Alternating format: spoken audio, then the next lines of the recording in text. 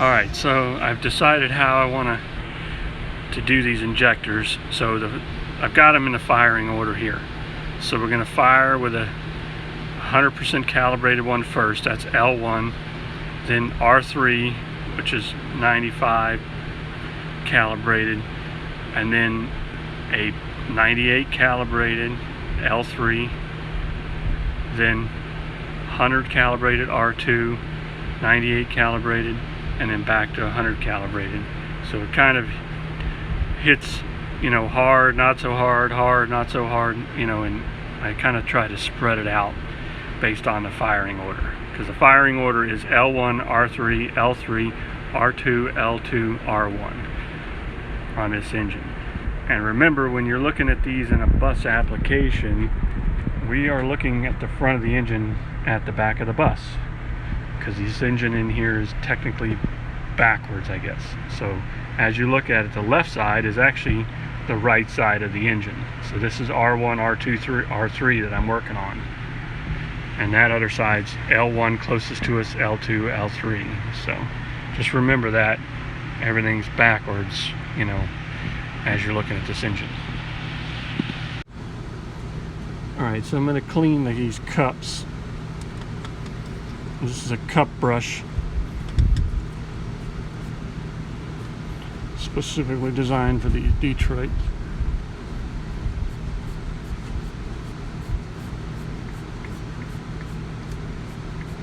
Give us a nice clean cup, so that way this guy don't want to stay back. There it goes.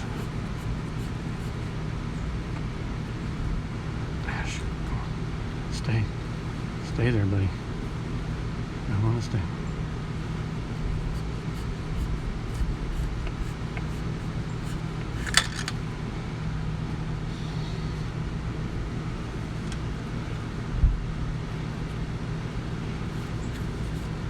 So just make sure the seat and the mating surface where the new injector is going to sit is nice and clean.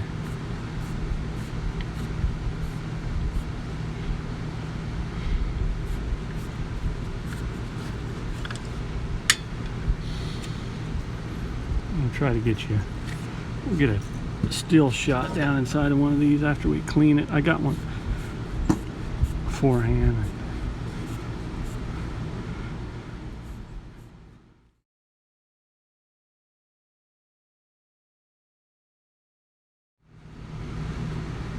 Alright, so we got these pretty clean. I'll drop this new injector down in there.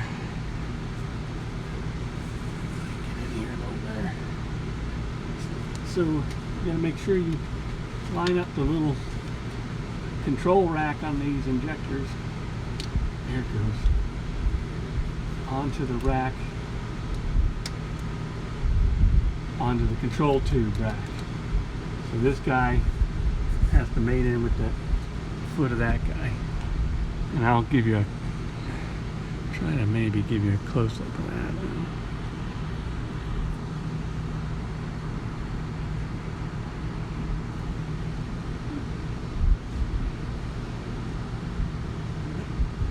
So right there, you see that rack foot. See, that guy right there wants to sit on that control tube, so now that control tube will move that injector.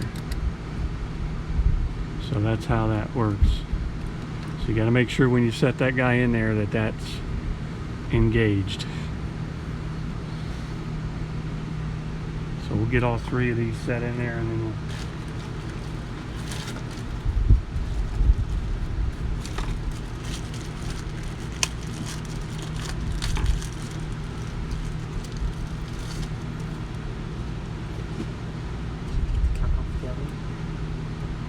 put it back on? Yeah, because it was fine off.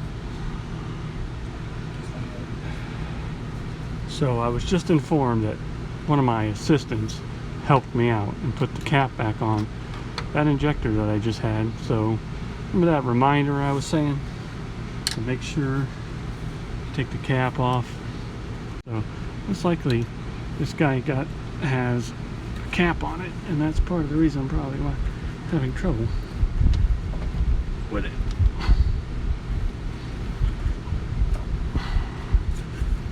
I hope the damn cap hasn't gotten stuck down in there.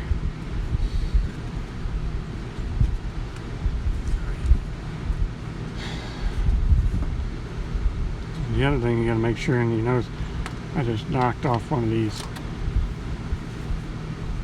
valve bridges. You gotta make sure those get back in place too. There we go. Now we're down in there.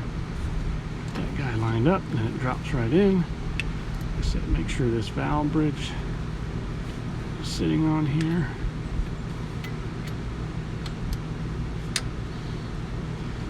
And make sure they don't get, they can easily get popped up here and turned to the side. Zoom back out here. Yeah, they can easily get turned to the side, so before you close all this up and you tighten this down, make sure those are all in line, sitting like they should be.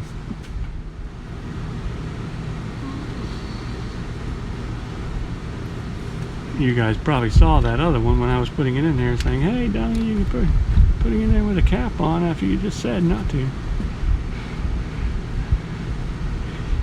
Like I said, I had taken the cap off and somebody put the cap back on it, so I did not know that. But that's the reason you should double check. That's what I want to get down in there.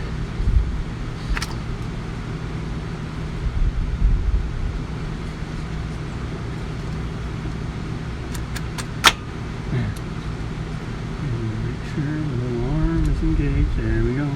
Once the arm engaged, you notice it drops down. There's a pin. There's a little pin on the back of those injectors too that has to drop down in the head. So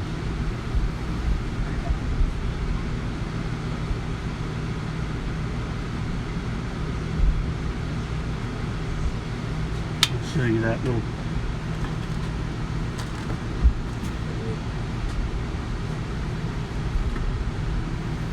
This is actually an injector I have that I keep as an example, but there's that little pin on the back side of there. Oh, does it look like that thing is not focusing? Yeah, it is. Okay.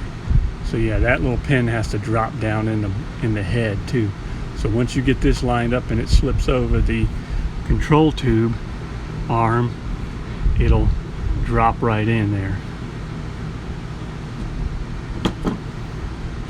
So those are all in there. Now we'll start putting the injector hold down clamps on it.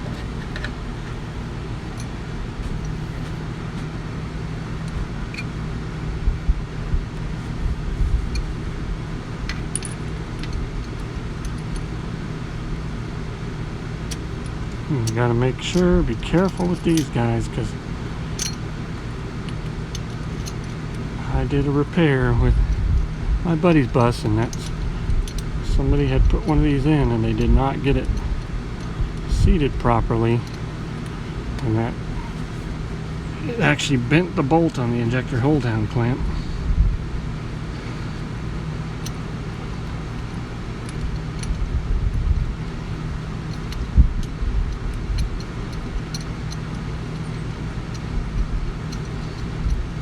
A little finicky to get these guys in there. One of these one of these closer ones you'll be able to see a little better. I'll zoom in a little bit where you can see how that injector hold down clamp, and I'll actually pull this, see if I can get this to lock up, stay up there. Sometimes these will stay up for you, but you pull this guy out of the way.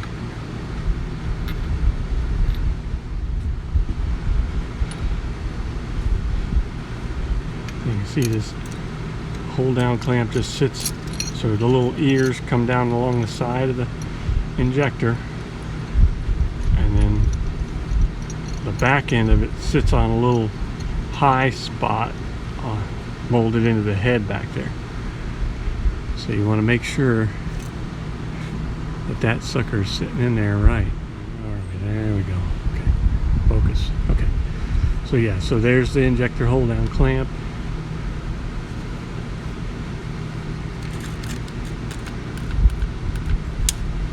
little better light in there. So that guy sits in there. You gotta make sure it's sitting there nice and flat. It's not cocked or anything or sideways. So before I forget, I'm gonna put this guy back on since I removed it so you can see. And we'll get this one closest to us right here.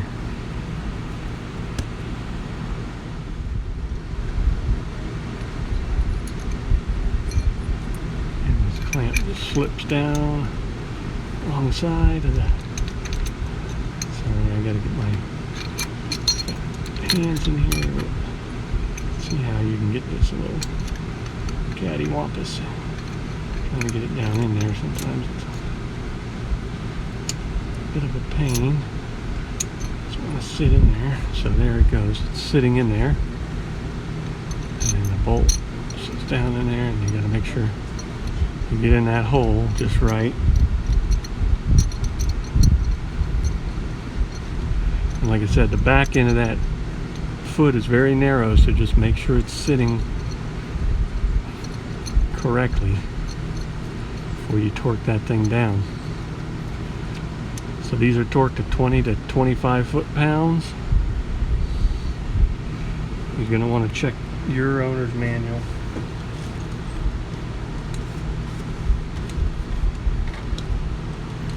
For your torque setting.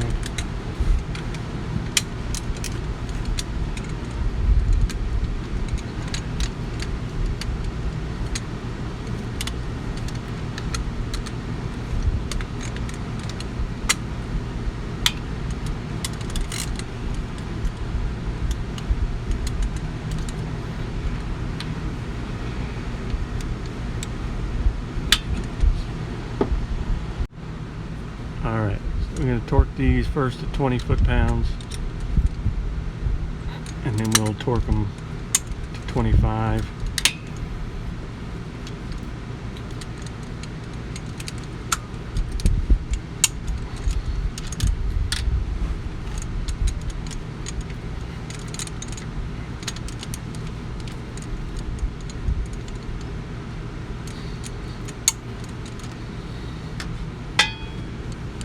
These are my favorite torque wrenches.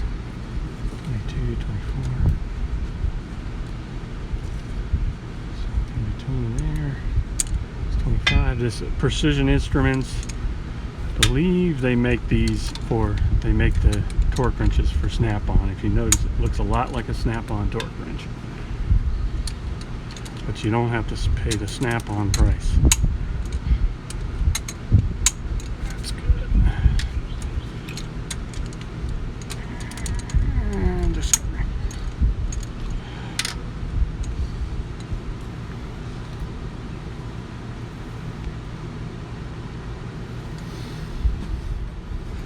Alright, so I'm going to go ahead and remove all these little caps so that way I don't forget them. Well, I can't hardly forget them.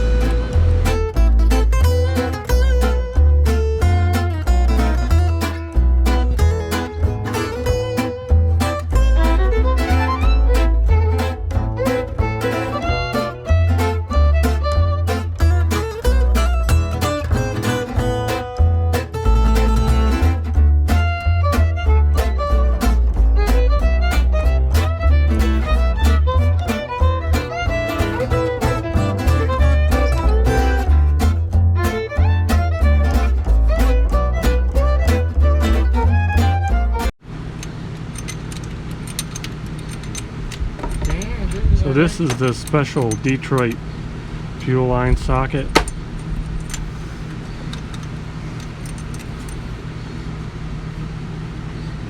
It's made by Kentmore.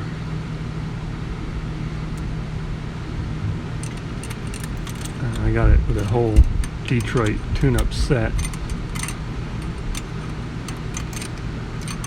So I'm just checking that they're all tight enough where I can now torque them down. These are torqued to 160 inch-pounds, but you need to check your manual because there's a lot of different fuel jumpers and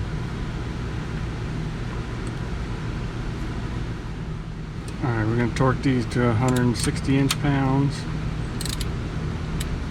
Got to make sure when you're turning this around you don't accidentally get into the tube. It's real easy to do.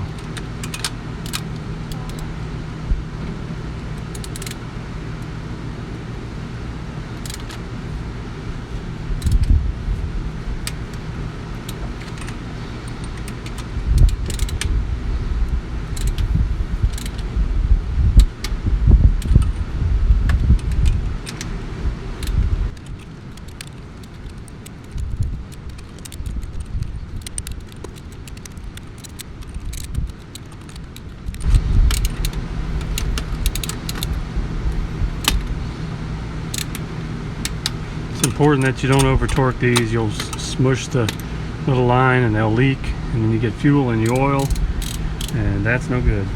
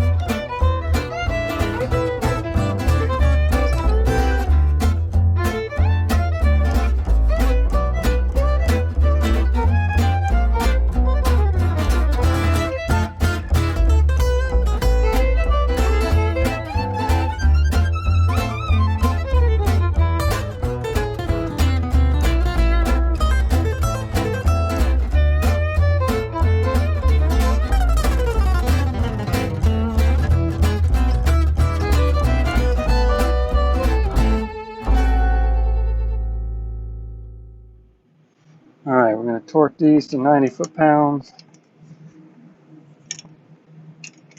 I like to go back and forth, snugging them up.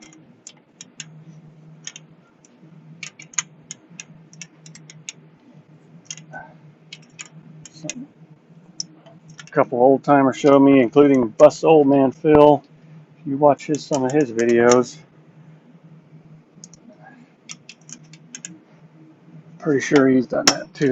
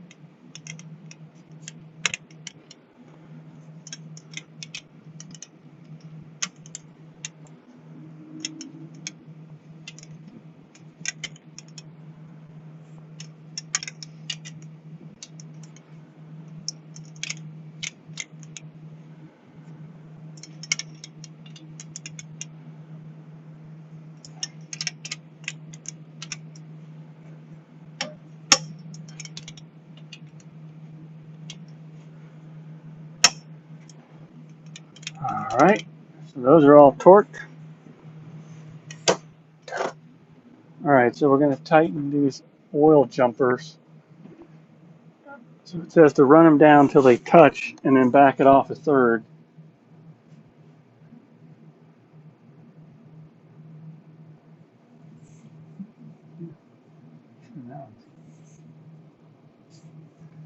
Got the rubber in it. So we're going to run it down and back off that jam nut.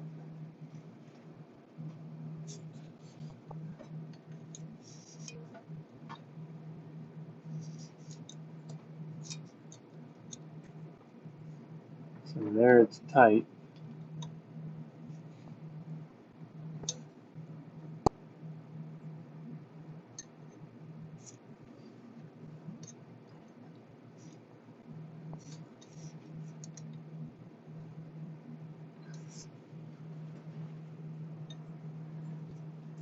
Run it down till it touches the other housing. Back the jam nut back. Back this off. Call that a third. Snug up the jam nut. Okay. So that's all set. We got to hook up the line.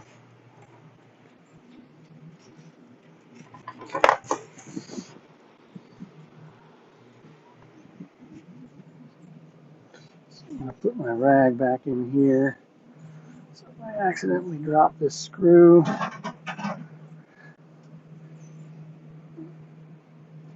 pull the screw out of the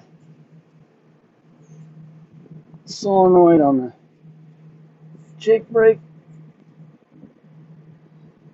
reconnect the wire.